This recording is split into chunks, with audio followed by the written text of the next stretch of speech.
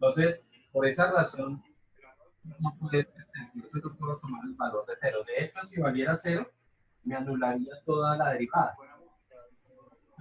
Ah, no, perdón, la derivada. No lo puedo utilizar por lo que les acabo de decir. Entonces, significa que reemplazo un valor anterior a 1, perdón, anterior a 1.5 pues tomamos el 1, posterior a 3 medios tomamos el 2. ¿Listo? Entonces sería f' calculada en 1 y f' calculada en 2. Entonces, lo reemplazo aquí en mi derivada. Cuando reemplace 1, me quedaría menos 8 tercios. Menos 8 tercios más 4, ¿cuánto da?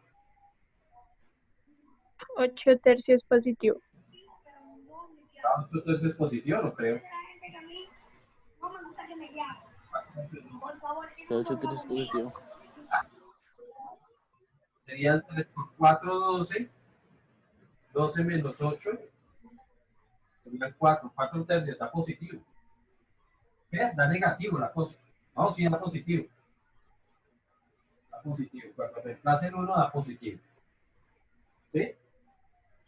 Cuando reemplace 2, sería 2 por 8, 16. 16 tercios negativos. Positivo. Negativos daría negativo. Negativo, sí. Por lo tanto, significa que antes de este valor va subiendo y después va bajando. Por lo tanto, el quinto paso es que estamos aplicando el criterio. Decimos que existe un máximo. ¿Ok? Y el último paso sería la coordenada. ¿La coordenada qué me va a decir? ¿Cuánto vale el área? Eso es lo que me va a decir la coordenada. ¿Ok? Entonces, el segundo paso sería el valor del área. Entonces, aquí lo reemplazamos de una vez aquí. ¿Listo? Entonces, sería F, bueno, A calculado, área, calculado en el valor 3 medios. Entonces, sería como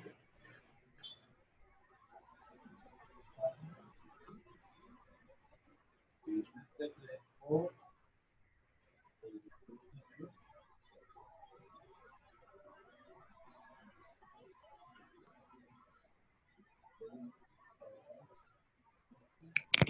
3. Bueno, no sé. eso más 4. Más 4 por 3. A mí me da 3. No sé si ustedes Sí. este haga 3 unidades cuadradas. ¿Okay? Y aquí de pronto que no hallamos que sí hubiese sido importante haber hallado cuánto valía Y. Es decir, cuál sería este valor aquí. ¿Sí? Bueno, podemos hallar sencillamente reemplazando en la ecuación de Y. Entonces Y sería igual a menos 4 sobre 3 multiplicado por 3 medios. Eso más 4. Este 3 se cancela con este 3.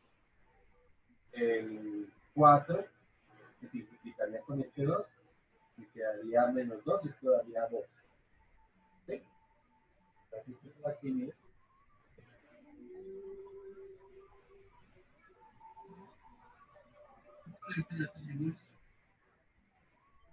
Y ¿okay? Entonces, como la idea es que yo hago y ustedes hacen. Valentina, ¿tienes 2 iPhone?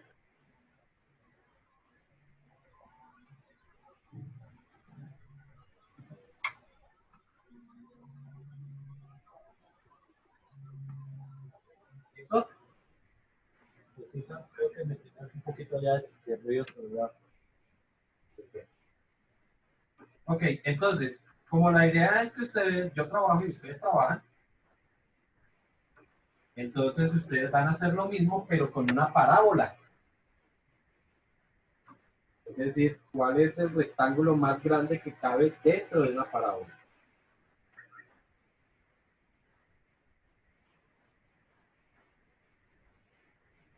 Yo, la ecuación de la parábola sí se las voy a dar.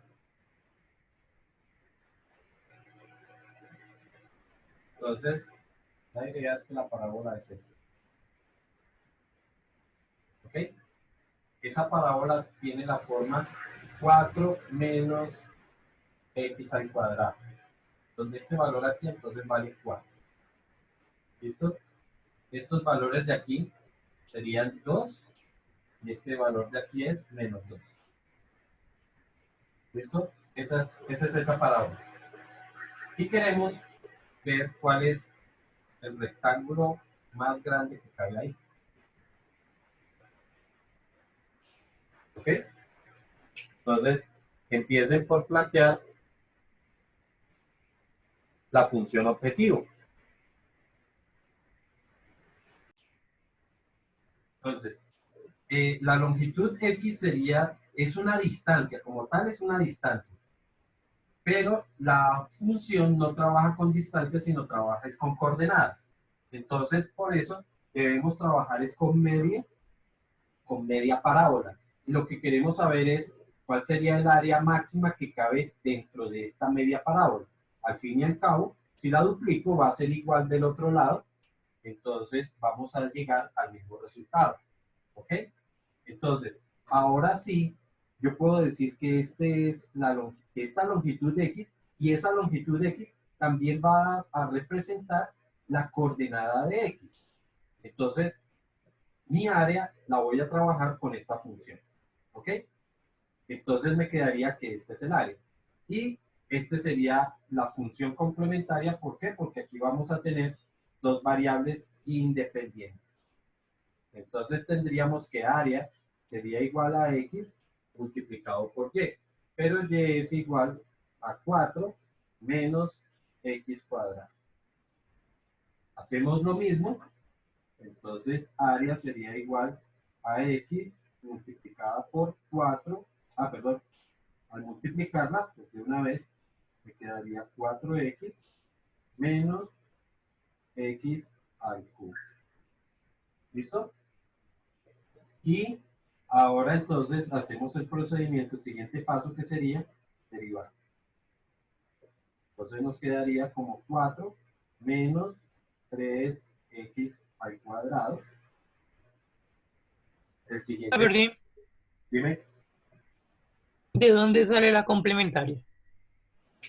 vuelvo y digo, la complementaria siempre sale por una restricción, ¿ok? En este caso, como el cuadrado o el rectángulo queda por dentro, por debajo de esa parábola, entonces esa parábola es la que está restringiendo. Al fin y al cabo, si la parábola fuera más grande, pues entonces el cuadrado o el rectángulo podría ser más grande, ¿cierto? Si yo tuviera una todavía más grande, pues sería todavía más grande. Entonces, al fin y al cabo, la parábola es la que está restringiendo ese rectángulo. Por eso ella se convierte en la función complementaria. ¿Sí estamos? Bueno, entonces decíamos que el siguiente paso aquí era derivar, igualar a 0. 0 es igual a 4 menos 3x cuadrado. Ahora entonces despejamos voy a pasar este término de una vez al otro lado para que me quede positivo. Y el 3 pasaría a dividir. Entonces quedaría como en 4 tercios. Y le sacamos raíz. Al sacarle la raíz con una calculadora, quedaría sencillamente como 2 raíz de 3 sobre 3. ¿Ok? Así lo va a expresar la calculadora.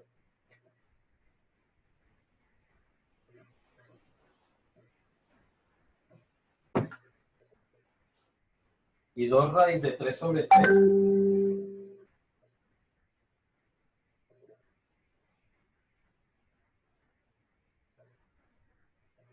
equivale a 1.15.